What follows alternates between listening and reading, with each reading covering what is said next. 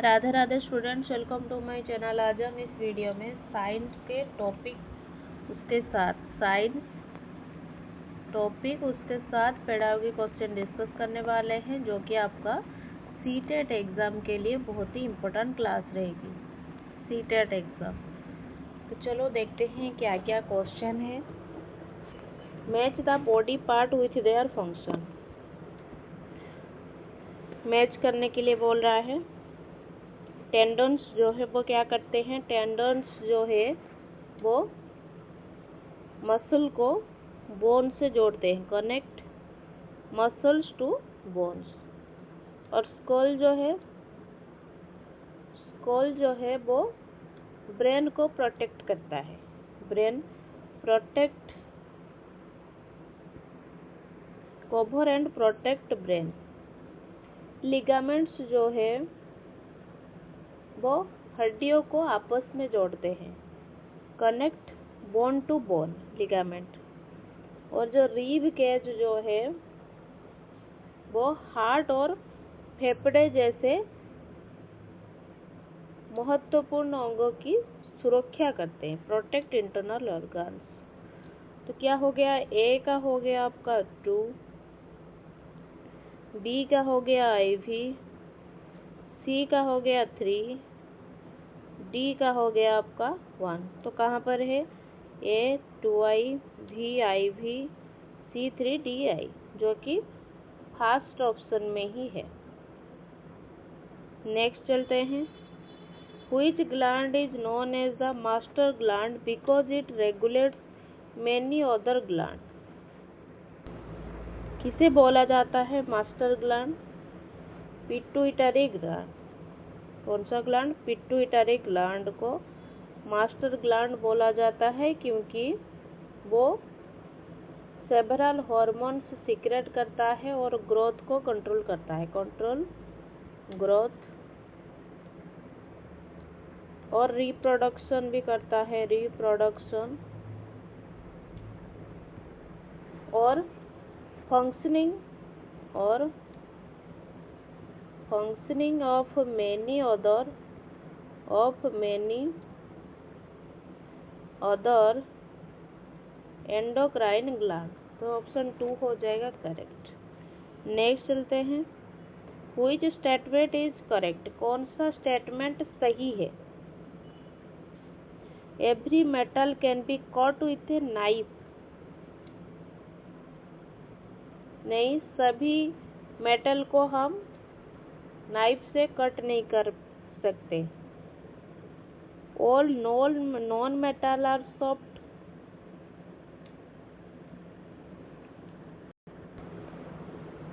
सारे जो धातु है वो नरम होते हैं, नहीं, ये भी गलत है। Most metals conducted heat and electricity well. अधिकांश जो धातु है वो heat good conductor of heat and electricity, good conductor of heat and electricity होती है। बाकी जो भी स्टेटमेंट दिया गया है, every non metal exist as a gas, बाकी जो 3 ऑप्शन दिया गया है वो गलत है। नेक्स्ट चलते हैं। Which fibre is produced from wood pulp and is therefore called a semi synthetic fibre? Wood pulp से कौन सा फाइबर प्रोड्यूस होता है? रेयन। कौन सा होता है? रेयन।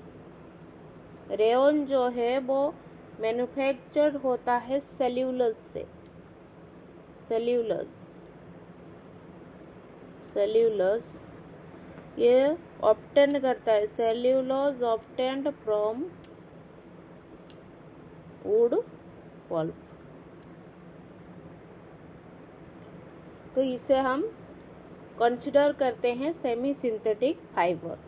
तो ऑप्शन 2 हो जाएगा करेक्ट। नेक्स्ट चलते हैं। एक good cooking fuel should ideally है। एक गुड कुकिंग फ्यूल में क्या होना चाहिए? जो गुड फ्यूल है वो मोर हीट प्रोड्यूस करेगा और साफ जलेगा। विथ मिनिमल पोल्यूशन, कम से कम वो पोल्यूशन होगा, तो उसे हम पोल्यूशन होगा उसे हम गुड फ्यूल बोल सकते हैं। एक अच्छी ईंधन अधिक ऊष्मा उत्पन्न करता है और कम धुआं छोड़ता है। इससे क्या होता है, ऊर्जा की बचत होती है और जो पोल्यूशन है वो कम होता है। तो सही आंसर होगा high caloric value and clean burning property. Next चलते हैं। Animal and plants found naturally only in a specific geographical region are known as.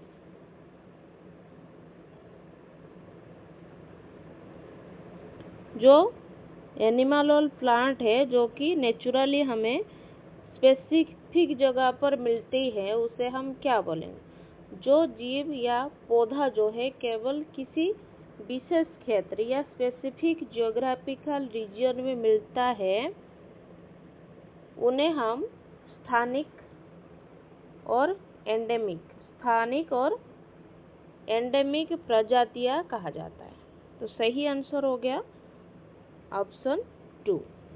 Next चलते हैं। Metal P can displace metal Q from its salt solution. Metal Q can displace metal R from its salt solution. Which metal is the most reactive. कौन सा metal है वो ज्यादा reactive है।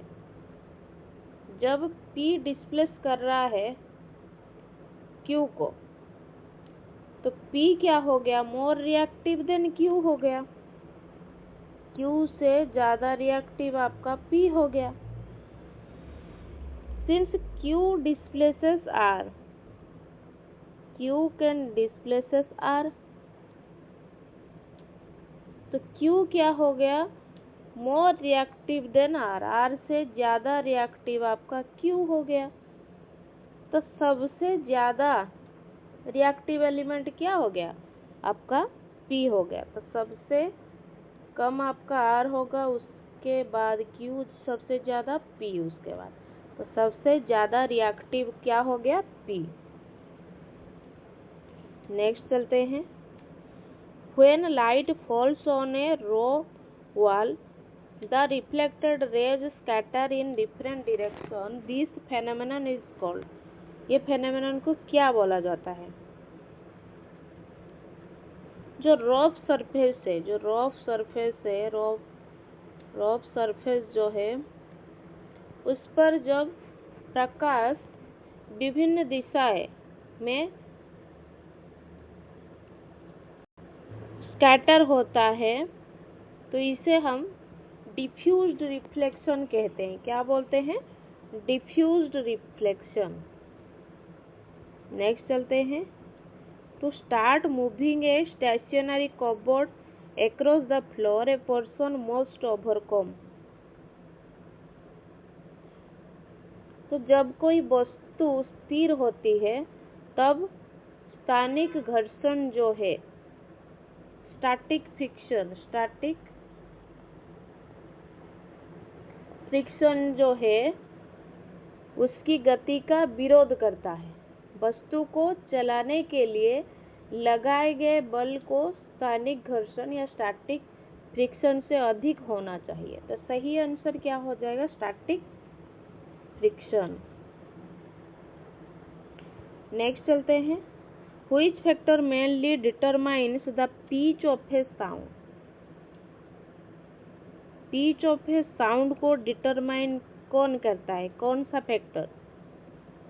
तो pitch जो है वो फ्रीक्वेंसी पर डिपेंड होता है। किस पर, फ्रीक्वेंसी पर। तो हायर फ्रीक्वेंसी जो है वो हायर पिच्ड साउंड प्रोड्यूस करेगा, लोअर फ्रीक्वेंसी जो है वो लोअर पिच्ड साउंड। तो हायर फ्रीक्वेंसी जो है वो हायर पिच्ड साउंड प्रोड्यूस करेगा, लोअर फ्रीक्वेंसी जो है वो लोअर पिच्ड साउंड प्रोड्यूस करेगा। तो सही आंसर क्या हो जाएगा, फ्रीक्वेंसी ऑफ वाइब्रेशन। तो यहाँ पर हमने टोटल 10 क्वेश्चन डिस्कस किया है। आपका 10 में से कितना करेक्ट हो रहा है कमेंट बॉक्स में ज़रूर बताएं। ये टॉपिक से रिलेटेड क्वेश्चन था 10 क्वेश्चन। तो आपका 10 में से कितना करेक्ट हो रहा है कमेंट बॉक्स में ज़रूर बताएं। अगर वीडियो पसंद आ रही है तो लाइक शेयर सब्सक्राइब जरूर करें। Thank you students, keep studying.